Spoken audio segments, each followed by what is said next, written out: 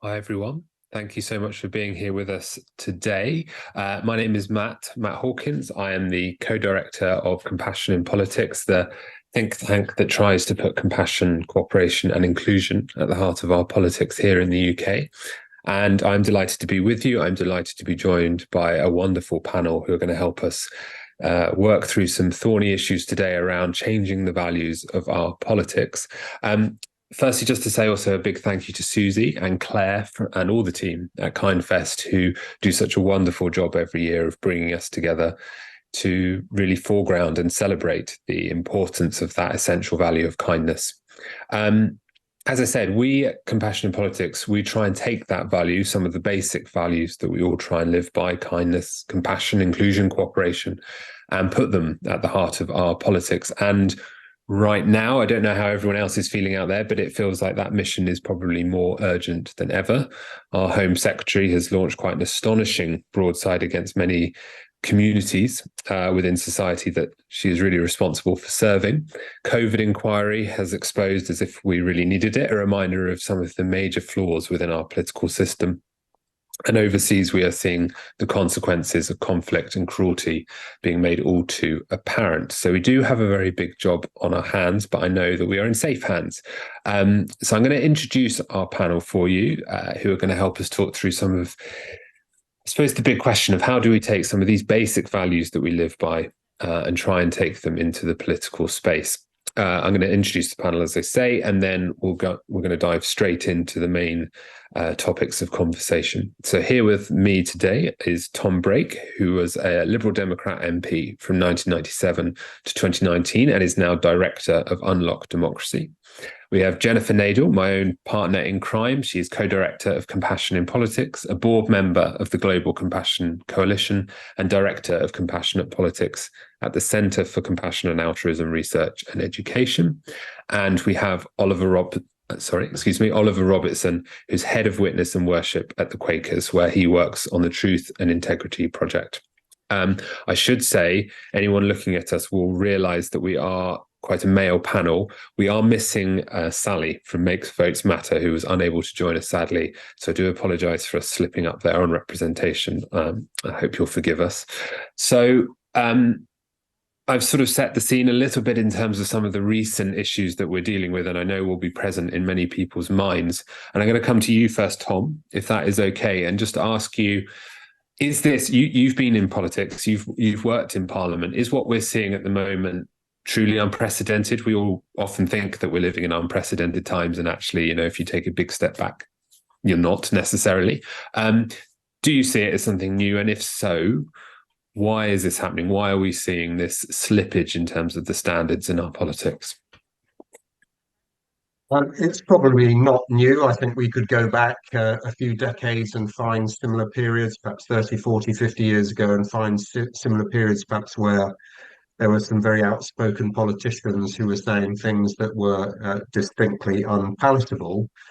But I think we do seem to have had a period in the last 4 or 5 years around the world where a certain number of certain personality types in politics have become leaders in different countries around the world. So obviously Trump being the best example, Bolsonaro in Brazil, and more recently Johnson in the United Kingdom.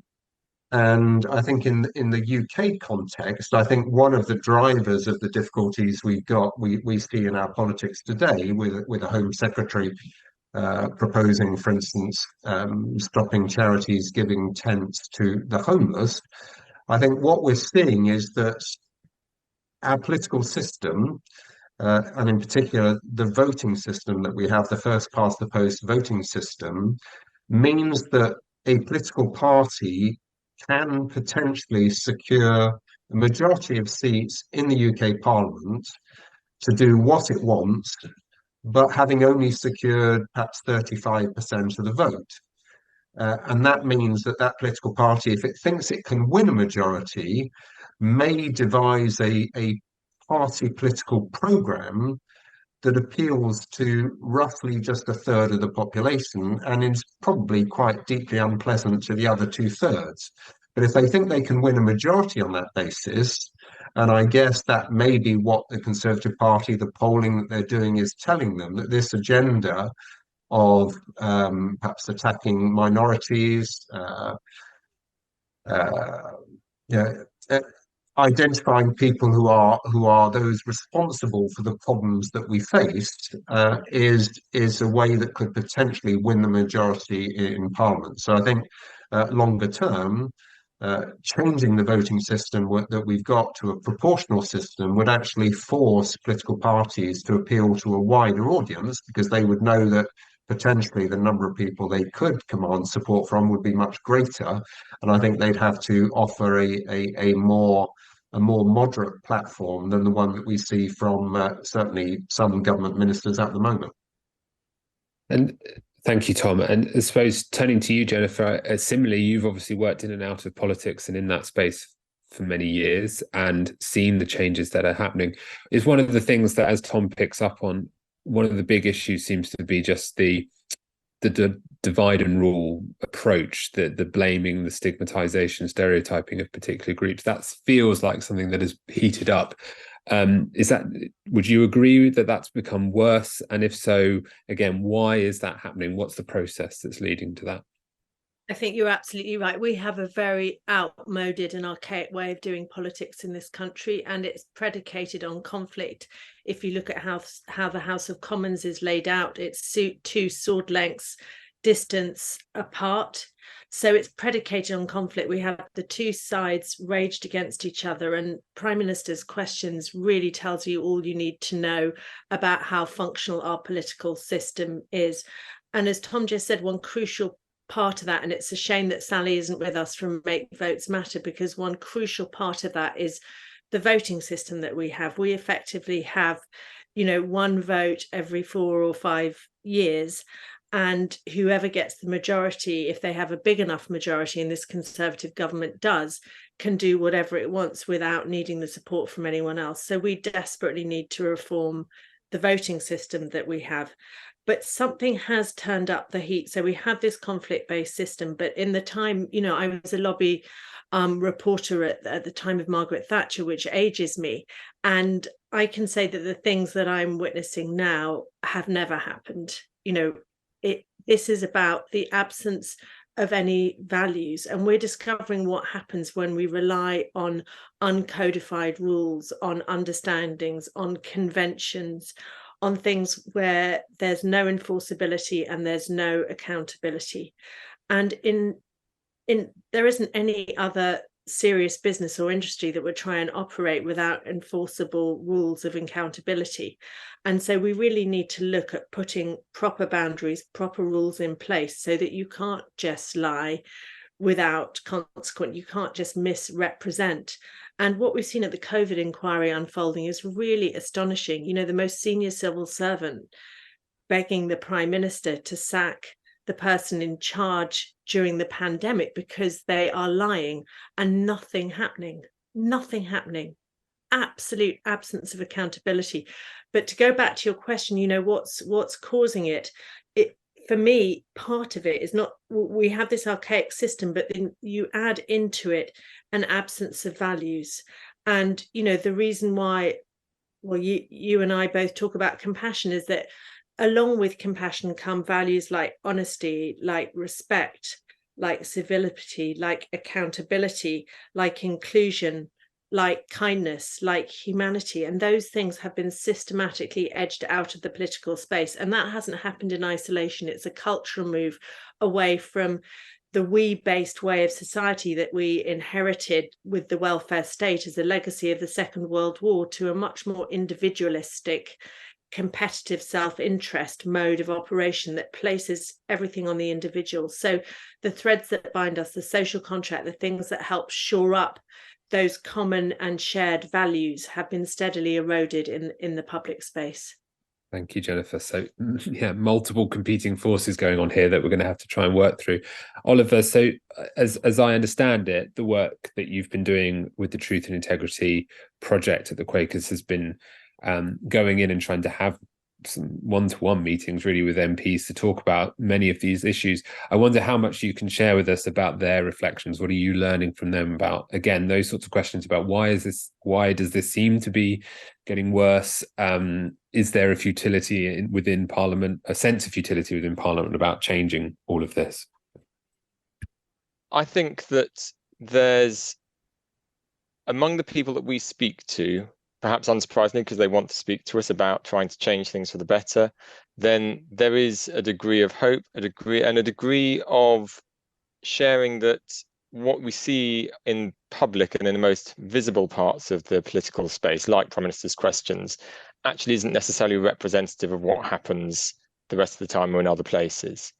And I think that sometimes there's a risk that we can sort of feed into a narrative of, everyone's awful, everyone's evil, in a way that's unhelpful. One of the things that I'm very interested in asking people is, why did you go into politics? Because most people don't go into it for selfish or for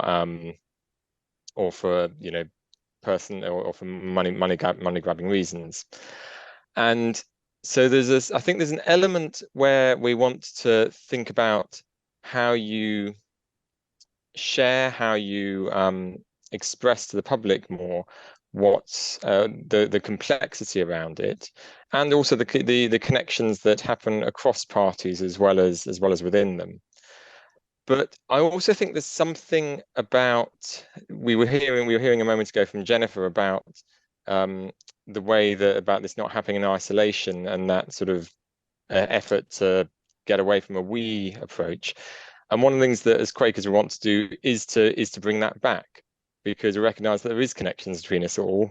We're all, in Quaker phrases, children of God. There's something of God in everybody, and everybody, and that sort of building on the connections and what we have in common, rather than focusing on what's different. I think also the thinking about what Tom was saying around the issue of people being able to win a minority of votes, but a majority of seats and therefore power. I do think that one of the trends which I've seen in the last several years has been what I'd see as quite a short-termism, that winning now is the answer and is all the thing, without either thinking about that the way in which you do that is important. That I think that if you win through deception or lying or telling people what they want but not what you're going to do, then that creates a real problem for trust, not just in you, but for everyone. So it can poison the well for everybody. But also that there's going to be an afterwards. And I think some of the commentary we see about the current government talking about other people being to blame and that not coming across very well because they've been in power for 13 years, I think is an element perhaps of not thinking through that the day after you win, however you do it, there's going to be more stuff you need to do, and that it's important how you do it as well as what you do.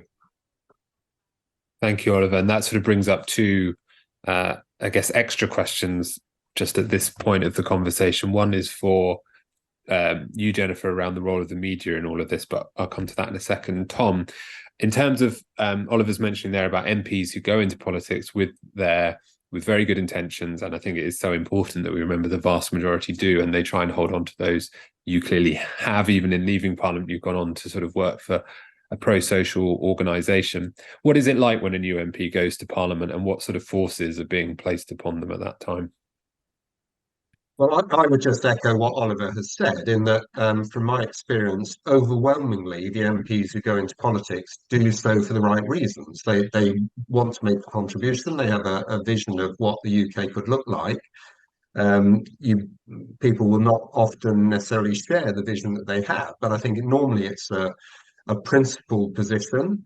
I think the decline that we've seen has really accelerated since 2015, because I think prior to 2015, that the Nolan principles, which parliamentarians are supposed to sign up to, broadly speaking, were honoured.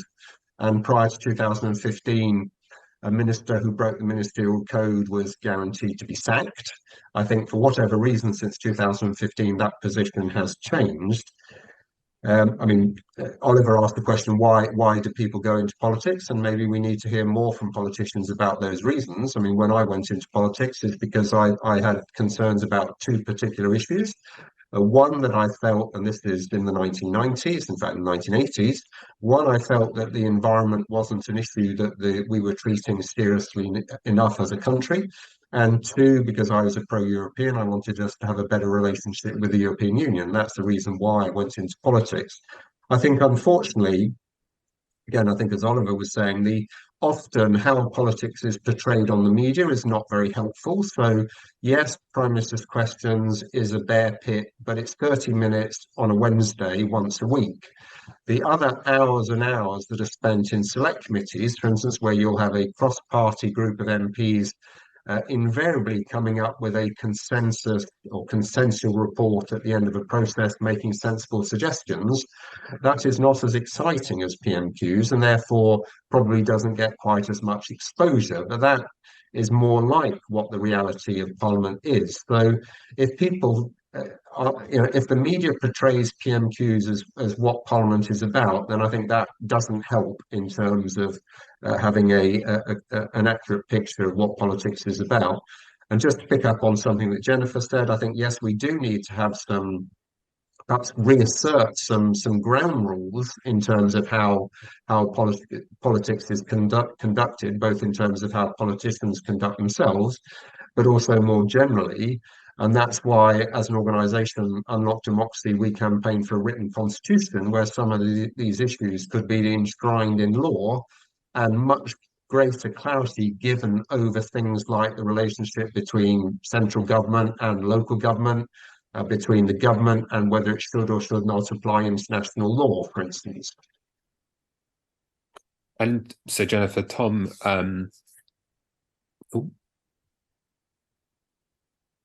Oh, I don't. Matt may be having issues on his line. I think I'm back. Can you hear me? Okay. Yeah, good.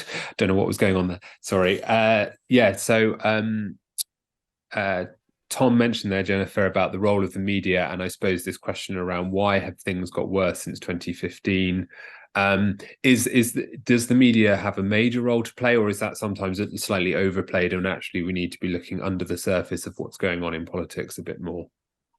Thank you. I'll come to the media in 1 second. I just want to say that I completely agree with Oliver and with Tom about the motivation. And we work with over 100 MPs who've signed up to the value of compassion across Parliament. And without exception, all of them have had a sincere motivation. But what happens is that the political process doesn't support and amplify the best motives, the whipping system and that conflict-based model. And Tom, you're also completely right about the extraordinary work that happens behind the scenes, the way people work across party in select committees. My point is that while we have Prime Minister's Questions, it's setting a very, very bad example, and it's sending the message that politics is about conflict, it's about put downs, it's about all of those things. So I don't think Parliament really needs to reform that process. If it wants to be seen as professional, if MPs want that much more nuanced and constructive work to be more visible, they need to reform the way things are conducted on the floor of the House. It's really, really simple. And you can't blame the media for covering the punch up that happened, because they're theatrical. And that's what naturally draws the attention of the public. So Parliament has to deal with that, and MPs have to deal with that, because it isn't representative, and it also sets a terrible example. We want to reduce online hate, then we need to see less hate on our screens being enacted. The media is culpable. I completely agree, and it's a symbiotic relationship.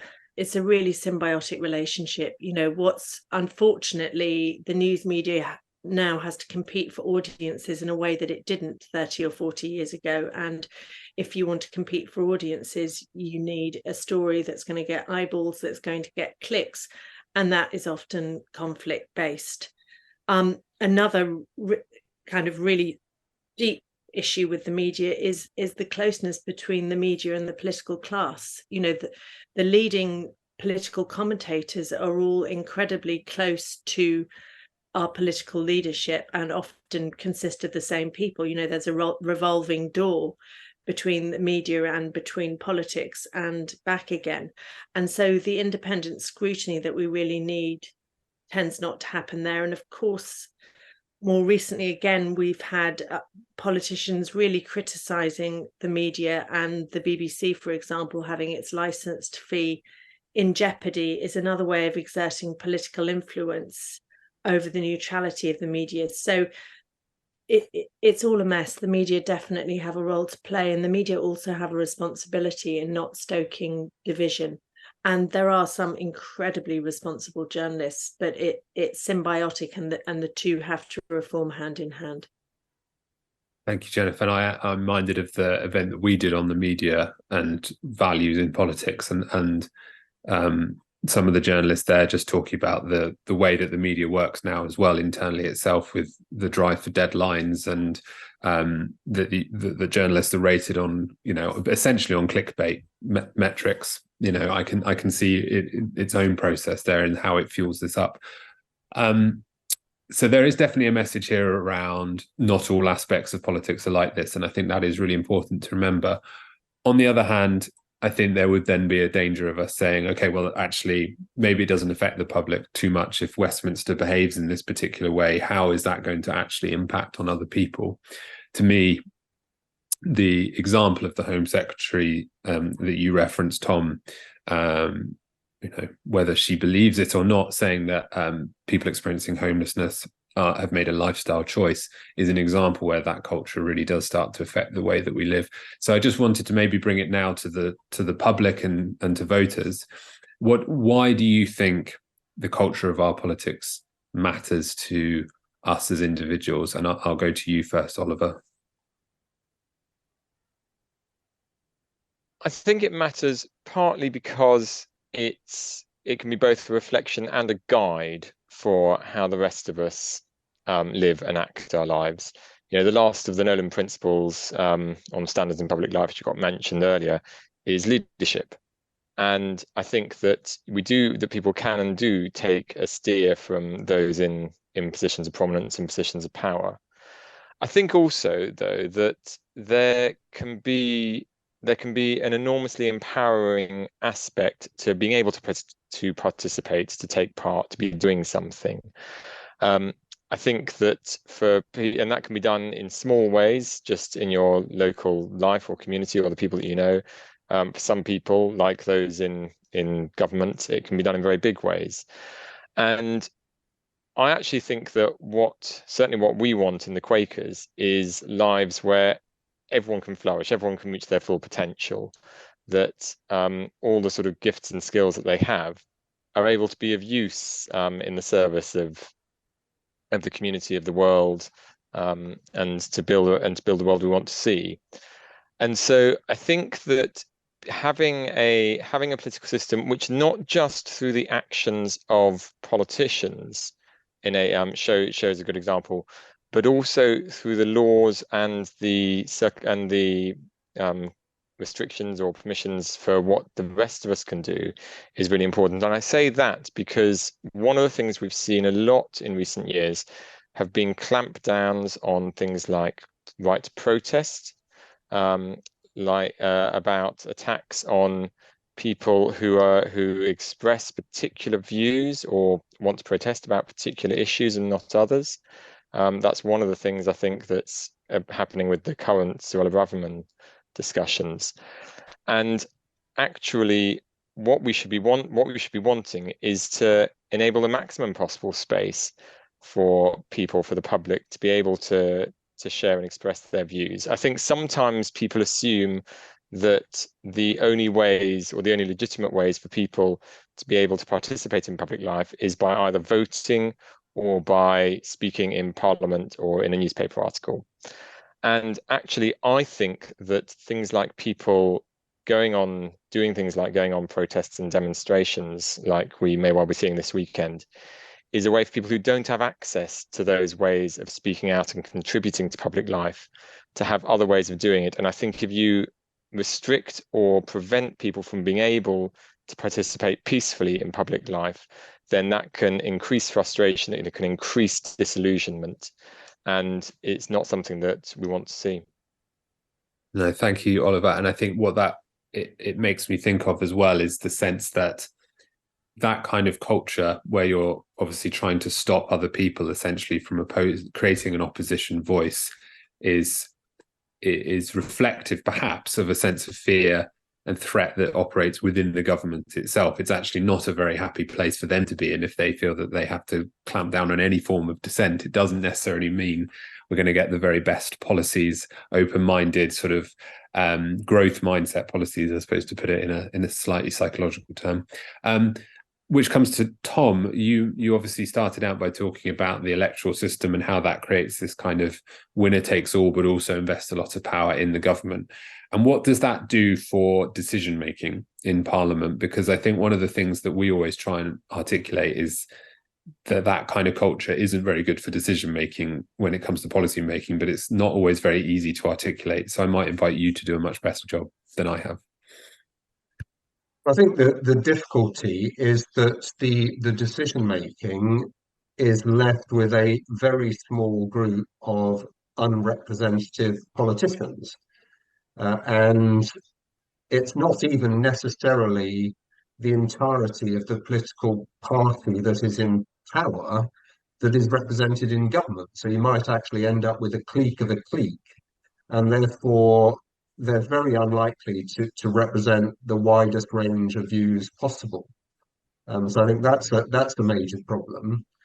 I think we were talking earlier about the political culture, and I think the political culture, one of the impacts of it is that it drives distrust in politics, and I think that has a risk associated with it, and that is that people think that or may want to choose what they see as more radical, acceptable alternatives to politics and democracy. And there is now a depressingly significant number of young people around the world, for instance, who would favour a strong man, and it would be a strong man in most dictatorships, a strong man approach to politics as opposed to democracy. And if they see politics as being and democracy as being chaotic and people don't tell the truth and so on, it's perhaps not surprising that sometimes they opt for something which, from a democratic point of view, would be a real risk. And I think if you have a culture of politics which actively excludes people, then I think that's a problem, because I think politics is, for me, it was a vocation. It was something where I was making a contribution. I was serving, and lots of politicians feel like that. And we want more people to be engaged, not fewer people. We want more people to want to get engaged at a local level, get elected locally, or as Oliver was saying, participating in democratic issues at a local level, decision making at a local level, or indeed at a national level. We don't want politics to end up being the preserve of a very limited number of people who are perhaps feel immune to the brickbats that you get, the verbal brickbats that you get, and you just end up with people who are perhaps archetypal of a certain type of politician. And I think that does huge disservice to politics, and just means that the decisions that are taken are bad decisions. I think this has come across very clearly in the COVID inquiry, because so many people at the heart of that decision-making process were men, and women's views were excluded, that lots of issues around COVID that affected women were simply not considered, and therefore had an impact beyond what was necessary in terms of COVID. So I think there are many sort of adverse consequences from the culture of politics that we have.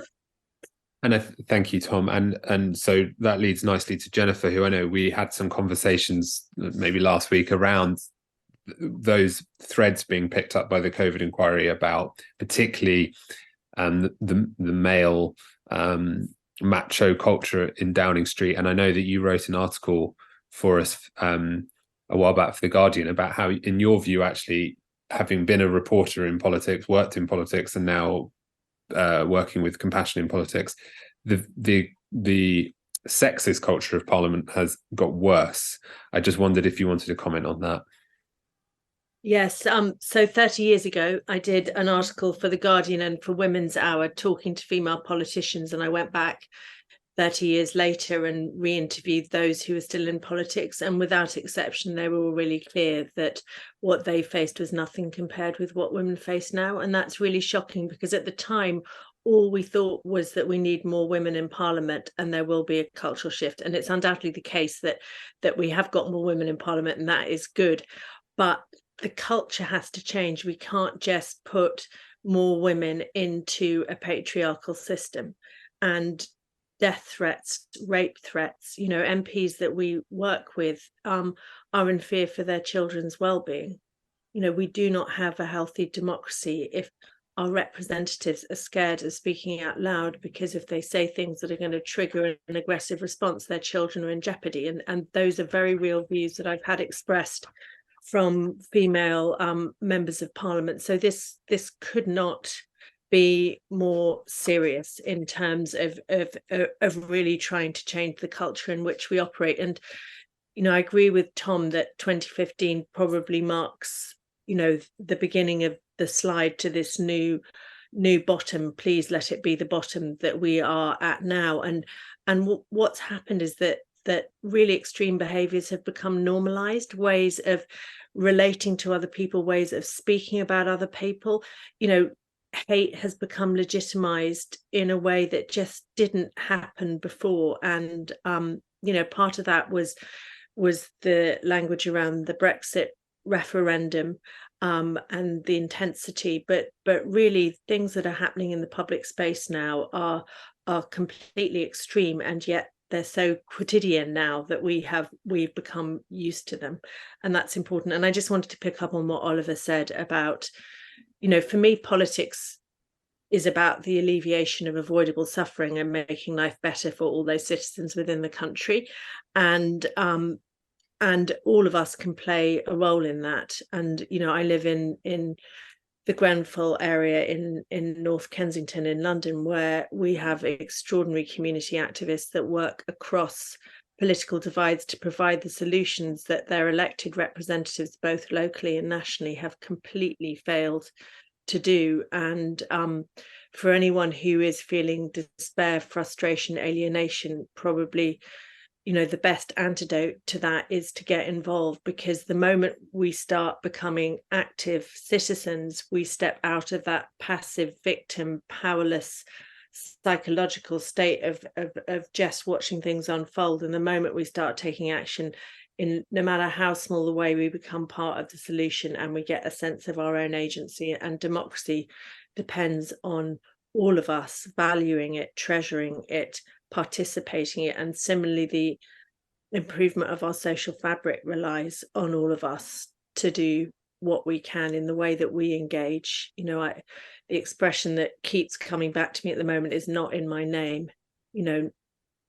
Others may be behaving like that, but we don't need to. And sorry, Matt, I'll stop talking in a minute, but one of the pieces of work we did was a few years back introduce a voluntary code of conduct for candidates. And what we discovered after the election was that those candidates who had unilaterally decided to conduct themselves in a way that led to civility, honesty, using I statements rather than you accusations, focusing on policies and principles rather than personalities, was that the tenor of the debate changed. So never underestimate the individual of one person changing their conduct to have a ripple effect on all those around.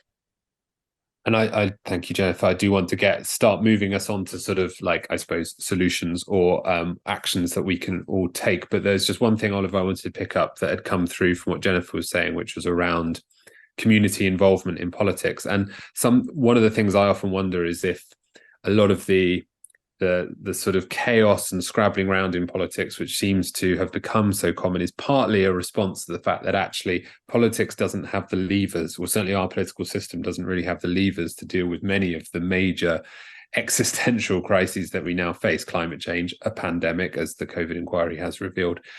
Do you think that we are going to naturally see a sort of transition out towards much more local forms of organising as a way to actually practically deal with some of the problems that we have, and the fact that you're going to need multiple voices and multiple views, or are we going to see Westminster cling on to what is quite a centralised political system?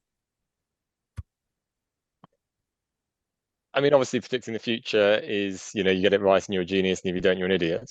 But I think that it could go either way. I do think that you will get better answers if you are involving and speaking to and listening to those who are directly involved, who are directly affected, and who have the best knowledge of what's going on to be able to create an answer. And I think you see that not just in examples of that in the world of business and companies and organizations, as well as in the public sphere. I think that one of the issues that will determine this is around the extent of, partly about the extent of power which governments have. I think that governments possess considerably more ability to interact with and influence and control lives of the rest of the population than perhaps happened 100 or 200 years ago. And that's just the nature of increasing technology, increasing mobility, increasing communication, and increasing centralization of the political sphere. But I also think that it depends again on culture, and I think these discussions that we've been having coming back to culture is really important.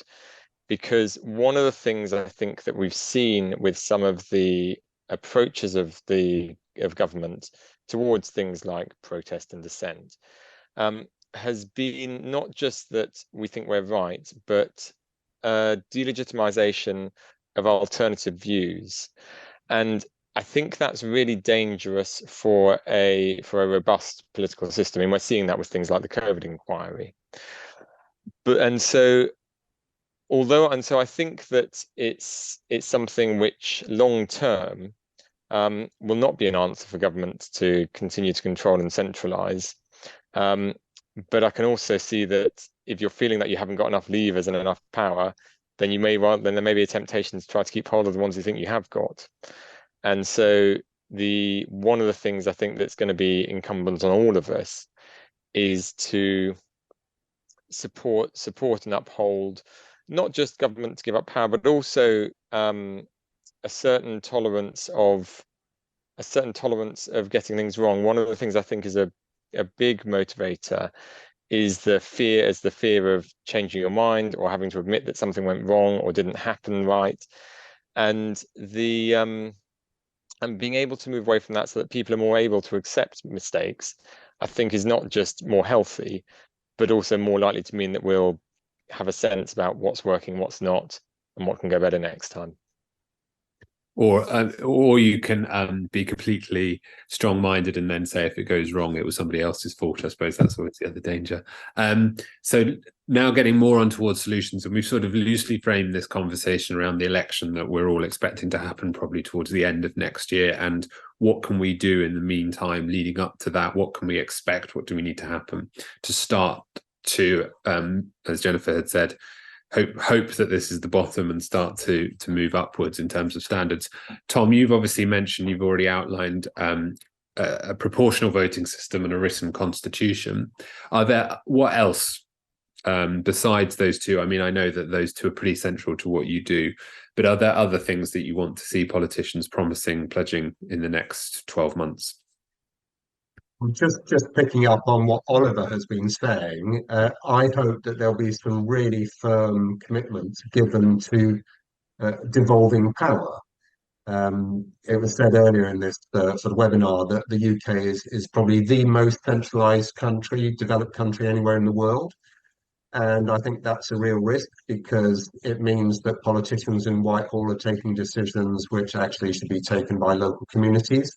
And given that local politicians are more trusted than our national politicians, I think devolving power, which would then mean that communities felt that they were had a much greater degree of influence over those who are taking decisions locally. Those local politicians would I think, try harder to involve them in that decision-making process, and the outcomes would be better. So I think that is something that I want to hear from the parties. And Unlock Democracy, we're doing some work on what we think would be a really devolutionary model that would devolve power, devolve finances, and also engage citizens in that process, so they could feel more, more involved. Things like local citizens' assemblies would be one of the routes that we could do that.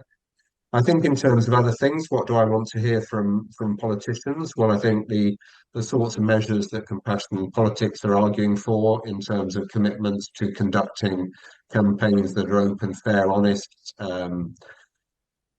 correcting mistakes when they're made, because during the heat of a campaign, some mistakes will be made. Making sure that through social media feeds that politicians are checking things that they're retweeting and so on, reposting. All of that is absolutely necessary. But I would also say that that's something that where the public have a role to play as well, because I think one of the things that now makes politics very difficult for anyone other than a politician, normally a white man with a very hard skin, is the level of abuse that people get on social media. And that is not, I mean, it may be that it is being triggered by the actions of politicians, but often it's self-generating. So I know that when I was a member of parliament, there were some local social media forums that I would not go and look at, because I knew that the level of abuse on them about me wasn't something that I wanted to read. So I think we can all demonstrate compassion in politics. I think we can all consider what the decisions that politicians are taking. Not all of them are venal, not all of them are doing it through financial interest, and making sure that our criticisms and comments are delivered in a way that is perhaps recognizes that there may be some basis on which this decision has been taken or a stance has been adopted that isn't necessarily negative and through self-interest. And Jennifer, what about you on this question of what are we going to need to see? Tom's obviously given sort of three really powerful examples there, but are there things that is, I suppose, especially about improving the political system at Westminster, that we're going to need to see that really will start to root and branch the culture in our politics? So one of our campaigns has been to have an independent ethics commission established, and the Labour Party have now committed to that, and we are hoping that the other parties will do so. I mean, who can be against the idea of having an independent ethics commission? You would think that would be a no-brainer. So that's something we'll be working for.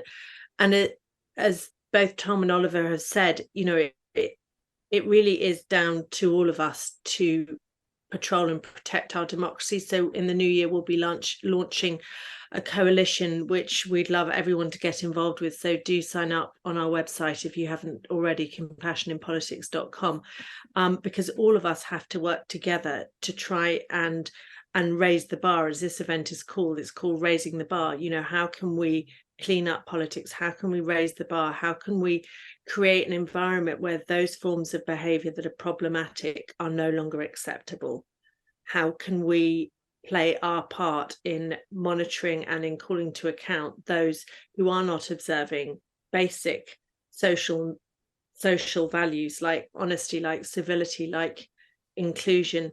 And and Tom, you're right, people come into politics with the best of intentions, but unless we have a culture in which the behaviors like changing your mind are affirmed, like saying, actually, we tried that, but it didn't work, so we're going to try something else. I mean, how reassuring would it be if we could co-create a political space in which that can happen?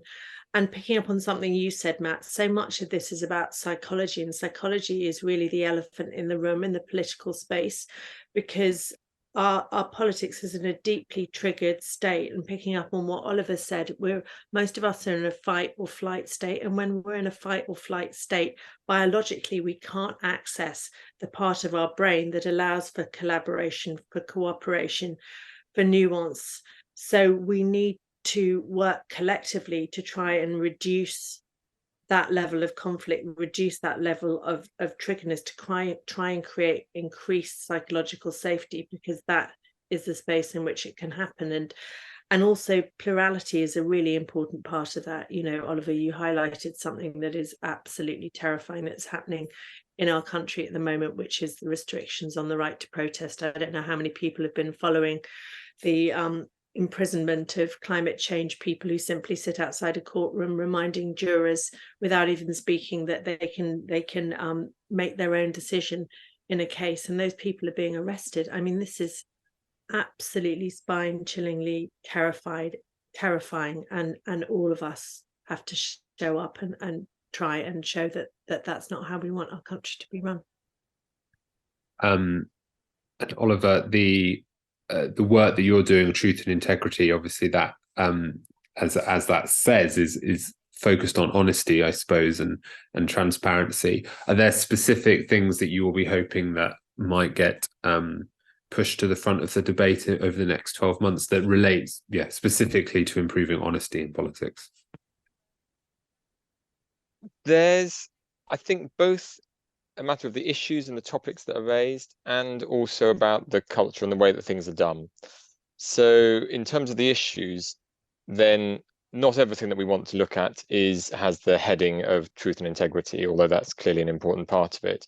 Some of the things that Jennifer was talking around about, you know, conflict and plurality and ways of people being able to engage in the world, then some of what we talk about in terms of wanting more focus and effort on peace locally, you know, domestically and internationally, I think comes from the very same place that if what we say to the rest of the world is the first and best way to fix problems is by conflict and fighting, then actually that also gives a signal about how we should conduct ourselves at home.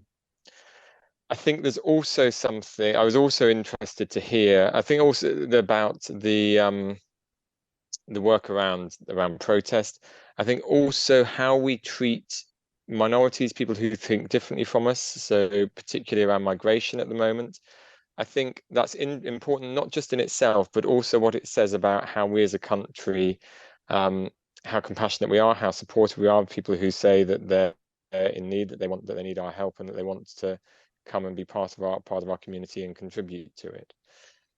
But as well as those issues, which I think can give a sense of the underlying tone and approach and message, there's also something about the way in which we participate. And indeed, as has been said, there are things that we can do as individuals and as voters. One of the things I'm very aware of is that election times are beloved by charities and campaigning organisations because they feel that there's more attention being given by parliamentary candidates than at other times. But it also risks, if that's the only time that you really want to engage with them, where you put most of your effort in, that it can be a very transactional discussion.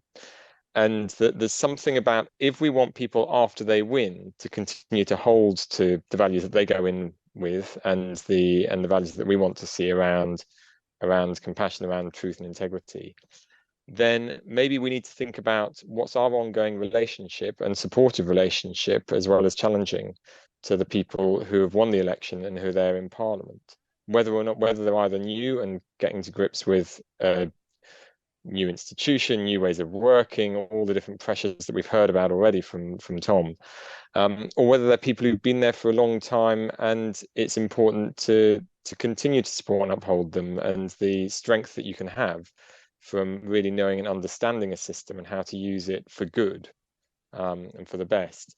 So one of the things we're going to be wanting Quakers and others to think about is what are you thinking about, not just ahead of the election, but after it as well? And that sort of reminds me, Oliver, I think one of the things that one of our sort of, like, I suppose, strategic approaches has always been to not always try and avoid the binary and that includes in the way we think about public and politicians, and to try and think of it as a more virtuous circle between the two.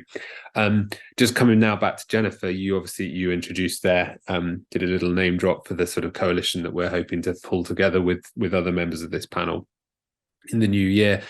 And Oliver's talked about community action as well. People watching at home who might be sort of absolutely despairing at some of the headlines that they read, and some of the actions that seem to go on in politics, what can they do, particularly, I suppose, focused on the election that's coming up, but also more broadly?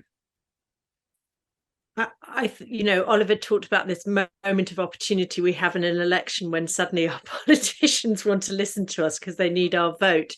And one of the things that will be part of this campaign we're launching is asking individual members of the public to monitor what's happening in their constituency. If their candidates are not behaving in an honest or kind way, then request that they do. It's really simple. We have to, we're the customer for this one small period in the election cycle. So we have to show what we want, and we have to make our demands clear, and we have to use that leverage. And I completely agree with what Oliver said about this can't just be, good behavior isn't just for Christmas, for elections, it's for good. But the idea is that if we can see this behavior at the most heightened moment in the election period, then the people we elect will know that they can conduct themselves according to these standards, and we can carry on the process of monitoring what our representatives are doing and telling them that we don't want that. So I think this offers, it's going to be a really, really unpleasant period, but it really does offer an opportunity, and it's down to all of us, our political class, no matter how much they don't want it to have turned out like that, have not been able to control what's been happening in terms of our political leadership. And so it is down to all of us to play our part and to do it in a different way. This is KindFest, to do it with kindness, to do it with love, to do it from a place of peace, not a place of attack. We can say what we mean without saying it meanly. We can conduct ourselves in the ways that we want others to behave. And what happens when we take ourselves out of the conflict is that we create a new virtuous circle. We shift the energy. And the most important thing is that we don't get sucked into the toxic drama that we are seeing being played out, but that we retain our own center and our own sense of value. And when we interact in the political space, we do so from that place of compassion and truth and courage and honesty.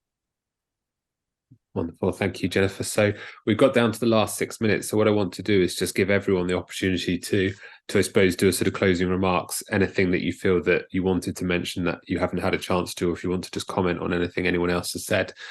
I'll start with Tom first. But one thing I just wanted to also ask you, Tom, is around this role of the cycle, I suppose, of culture change and then political change and culture change. Obviously, one of the main priorities for Unlock Democracy, as you said, is proportional representation, which I think a lot of campaigners hope would bring about cultural change. But is it necessary to have the culture change first for politicians to see that a pluralistic, open system is better for everyone?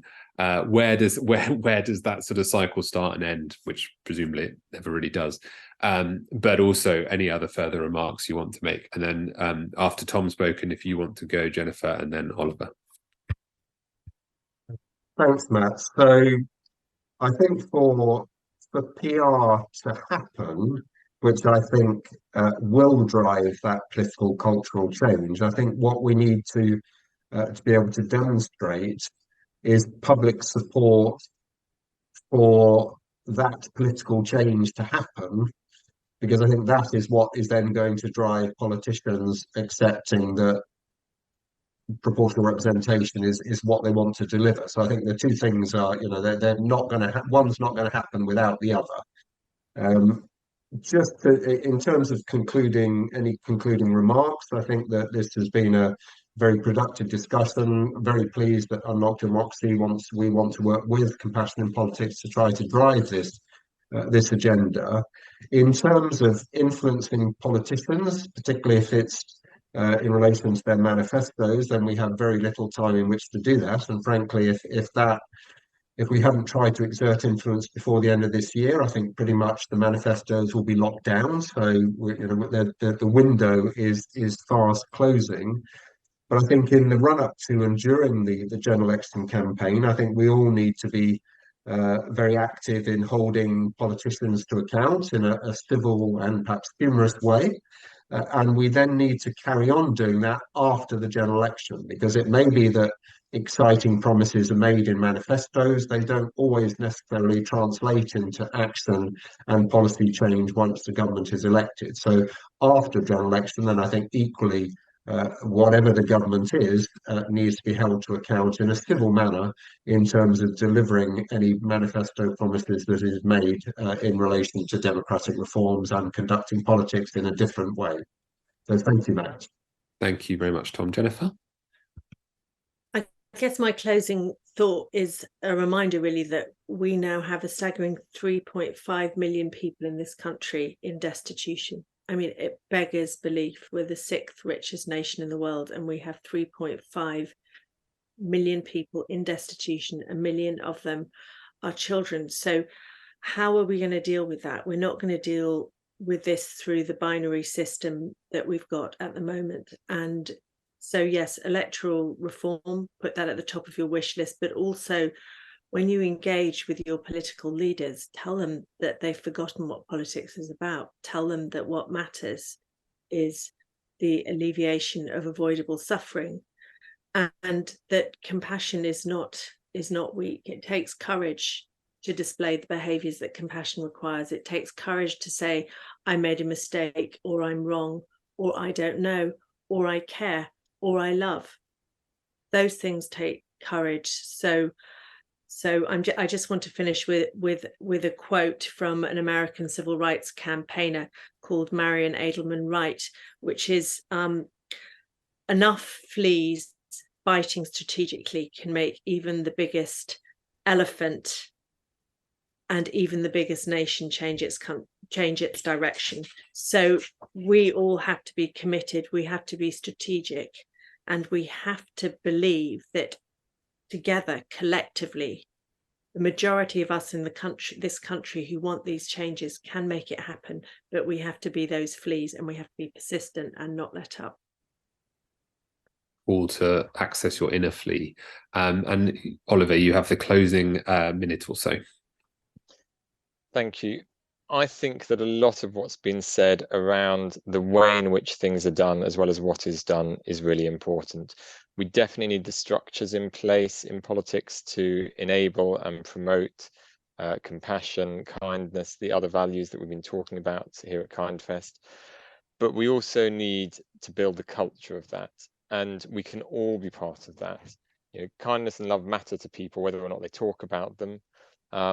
All the politicians, all the people who are going to be in Parliament or wanting to be there, are all people with their own histories, their own stories, their own demons they've had to overcome. And remembering that and trying to reach out to that part of them, as well as the political intellectual part, I think is important. It can start with something as simple as saying to your candidates at the election, thank you for putting yourself forward.